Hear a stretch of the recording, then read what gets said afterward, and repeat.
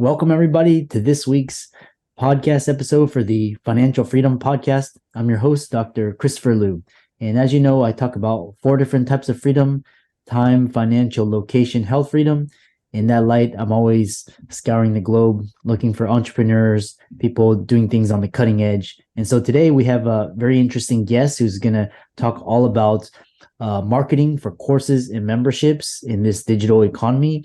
And his name is Kyler Nixon, and he's we're going to talk about 10 mistakes course creators make, building a 7-8 figure business selling courses, and talking about monetizing your knowledge in the creator economy. So he's the founder of Kyler Creative Marketing Agency, and he's on a mission to help 1,000 brands each earn 1 million through courses and memberships in the next 10 years. So collectively, his agency clients generate over 40 million in last year. So we'll welcome Kyle to the show. Kyler, welcome. Thank you so much for having me. I'm really excited. Like I told you before we started, I've listened to a bunch of these episodes, of course. And so I think that those 4 levels of freedom that you talked about are going to be a perfect fit for our conversation today. So I'm excited to share with your audience. Yeah. And I'm really happy, Podmatch is a great place to connect podcast hosts and guests. And so tell us more about your story, how you got started, and we'll go from there. Yeah, for sure. So I actually started in the church world. I was in a communications and marketing role at a mega church in Phoenix. And when you're working for a church, you don't make any money. So I started my business on the side. And I was a designer. My background was in design. So I did brand design, website design, things like that. And at my church, I actually connected with one brand who was sort of the catalyst for this passion that we've created through courses and memberships.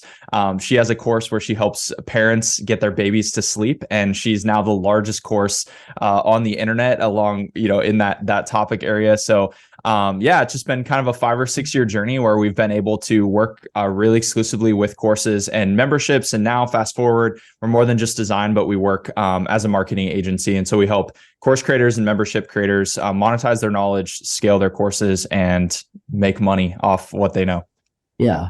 And what's interesting is, in this day and age of basically anyone can leverage their knowledge and their skill sets, and a lot of Gen Z is doing that. And so tell us first is in terms of course creators, there's a lot of do's and don'ts, and tell us how to get started. Yeah, for sure. So I think specifically for speaking to physicians or people who are obviously you're super smart, right? You have a lot of education, you probably have a specialty area, which is actually why I was so excited about this podcast when you reached out, because so many physicians, so many doctors in whatever specialty area can make money off what they know, right? Because you know a lot and because you have a specific focus. And so, I think if you're just getting started out, I would love for you to sit down and say, okay, what's this core topic that I want to talk about? So for instance, we have a client that we work with, and their brand name is Tots on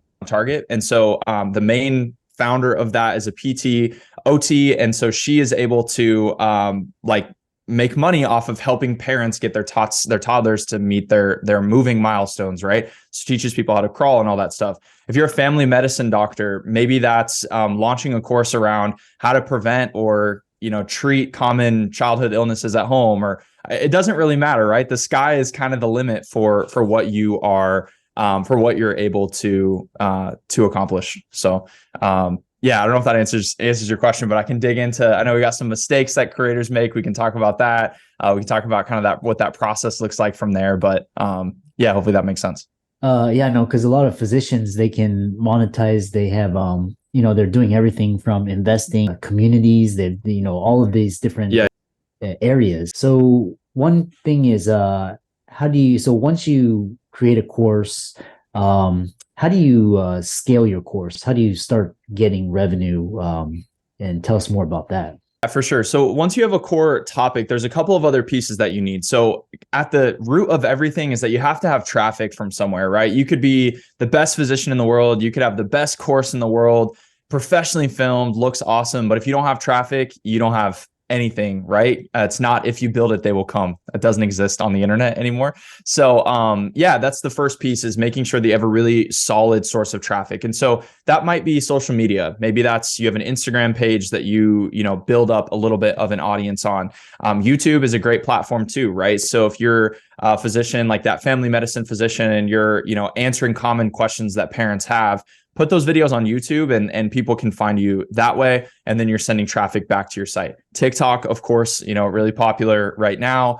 Blogs, it really doesn't matter, right? I tell clients all the time, there's no one right way to do something, but you have to have some source of traffic.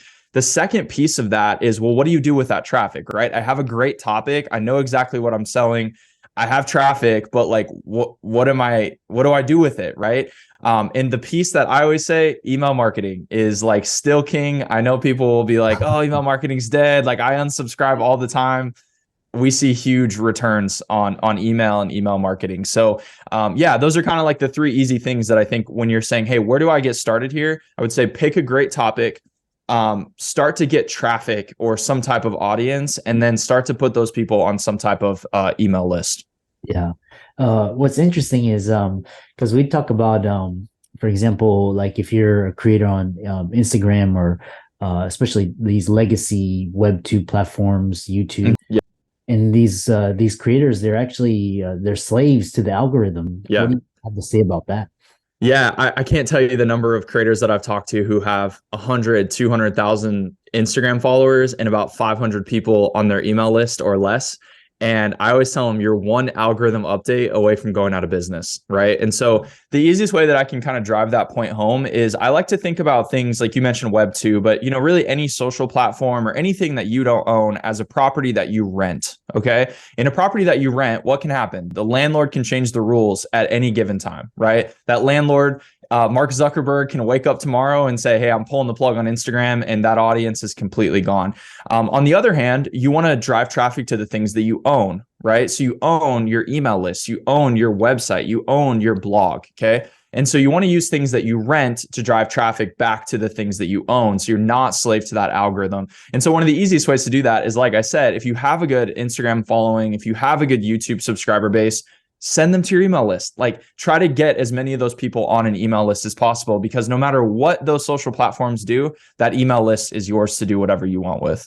Yeah, it's interesting because you know, especially like Instagram, YouTube, and Twitter is like really hard to grow on, but like LinkedIn is really easy. TikTok is, and then like my podcast, like people go and listen to it, and it's like, if I feel like I don't have to pull teeth, you know, with like YouTube, it's like hard to get subscribes and all that. Yeah, for sure. I think it just, again, goes back to like, it doesn't really matter, right? Like for me, I'm not strong at video. Like, I don't like video. Like, YouTube is not the platform for me.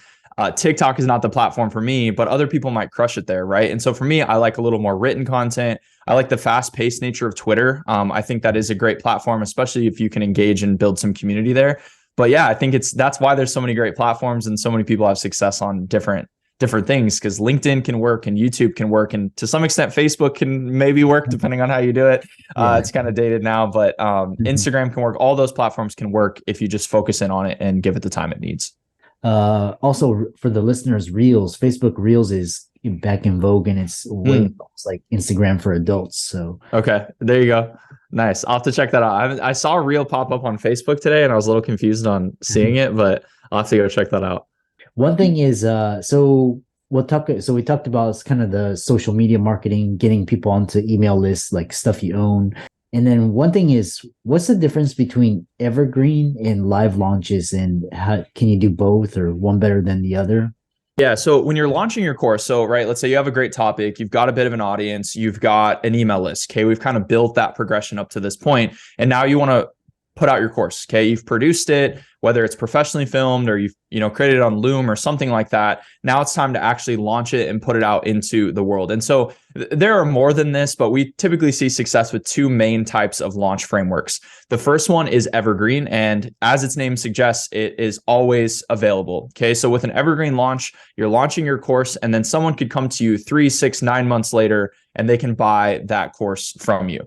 Evergreen launches are great if your audience needs to be able to buy them at any given point. So I mentioned earlier, we work with that client who sells baby sleep classes. Well, babies like come when they're going to come, right? And so you can't really close that. The parent has to be able to kind of buy it whenever they're dealing with that challenge. The drawback of that is you don't really have a lot of marketing momentum with like you do with open and close, which we'll get to in just a second. So that's evergreen. You launch it and it's always available for sale. On the other hand, open and close launches are what they sound like, right? You open and then you close the cart to that launch. So, let's say that your course is going to open on March 1st. You're going to give it a 2-week launch period. And then on March 14th, it is closed. No one can buy it again. The great thing about that is it creates a little bit of scarcity, right? You're saying, hey, this is only available for a limited time. I can focus in on my audience during that time. And then maybe you open it up later. The challenge is, well, what if someone comes to you on March 20th and wants to buy it, or April 1st, right?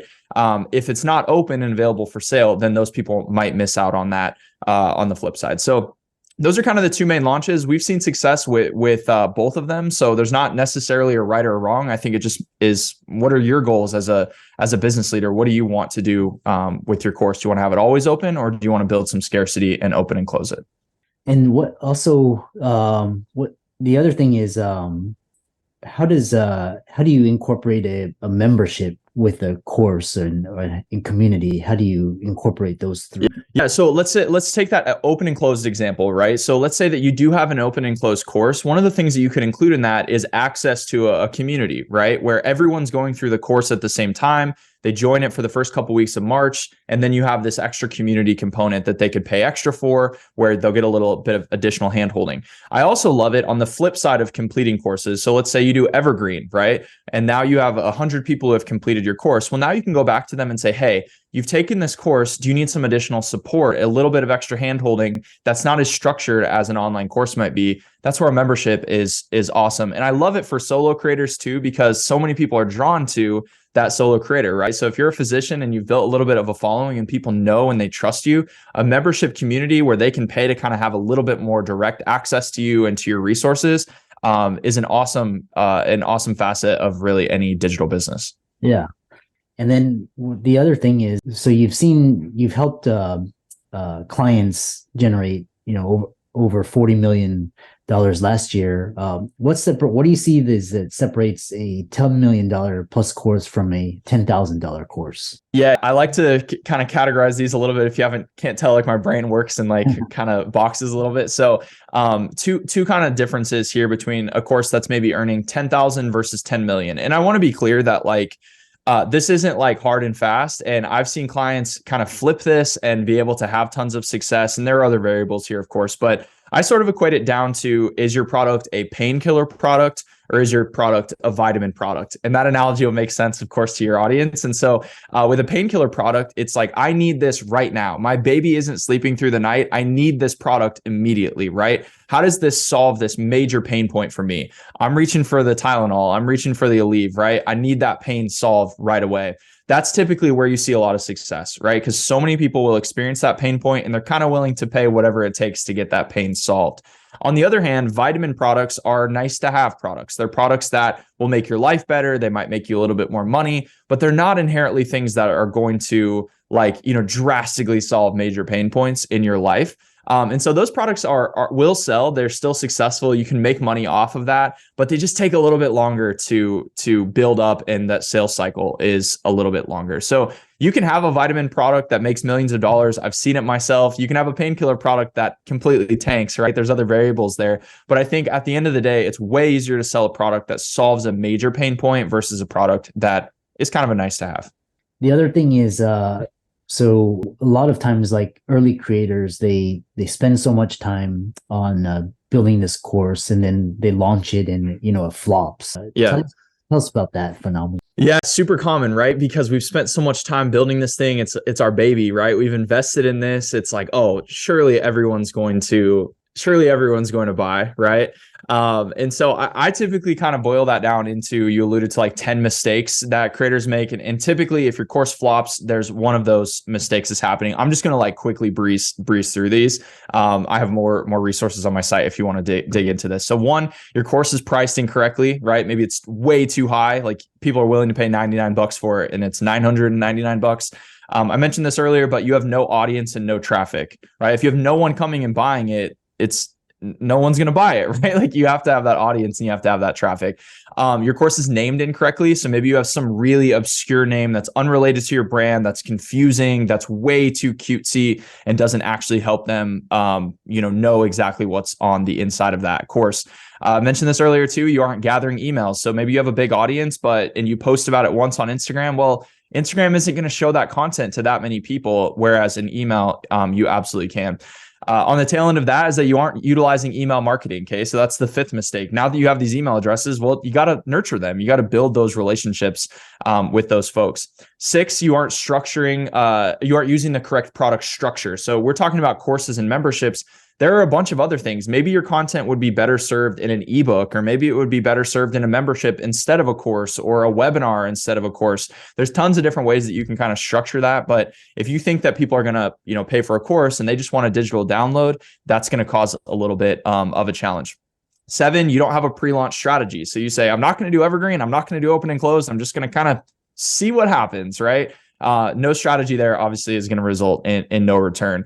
Number 8 is that your product isn't high quality. So if you put something out that's really cheap, that you just threw it together really quickly, that's going to cause some challenges. And I want to be clear, I'm a big fan of like filming things on Loom. Maybe you have a slide deck on Canva that you created. You don't have to spend a bunch of money to have something look professional, but make sure there are no typos in your designs. Make sure that you're using, I've got a high quality mic right here that I'm using that was like $150 on Amazon. So it's easier than ever now to create high quality courses. So that's the 8th mistake. 9, your course doesn't follow a clear predetermined script or path, right? People don't pay for that course because of the information. I can find most of that information online. What they want is a clear path that they can follow, something that says from point A to B to C, and then I have that problem solved. And then number 10 is you don't know your numbers. I can't tell you the number of people who have come to me and said, man, Kyler, my course isn't selling. What do I do? I'm like, well, how many website visitors did you get last month?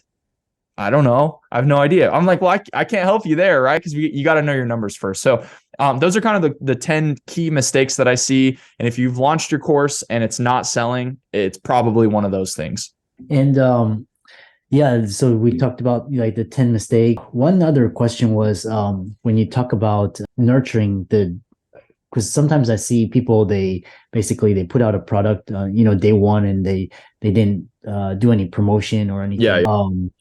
What's the best way to do that? Is it is it a week in advance, 2 weeks, a month? Tell us more how to kind of promote your course before the actual launch. Yeah, I actually think it's less about a specific time frame and more about consistency. So of course, as you're getting closer, show up more, right? And the further out you are, maybe it's a little bit less. And so let's say like a really simple 3-2-1 launch strategy. So 3 weeks out, what you're going to be focusing on there is just starting to show people some glimpses of your course. Maybe you're building a wait list at that point. You're saying, hey, just got this back from my editor, or hey, just recorded this module. I can't wait to show it to you, right? So you're starting to tease it a little bit. Second is when you're going to start to get a little bit more specific. So you're going to say, hey, wrapped up our course. It's uploaded for you and ready to go. This course is going to help you do X, Y, Z, right? And so if in week 3, you're posting about it maybe 2 to 3 times a week, in week 2, it's maybe 3 to 4 times a week. Then you get a week out, right? And that's where you really start to ramp it up. Now, I want to be clear because I think most people will push back and say, I don't want to overwhelm my audience. I don't want to burn them out or whatever.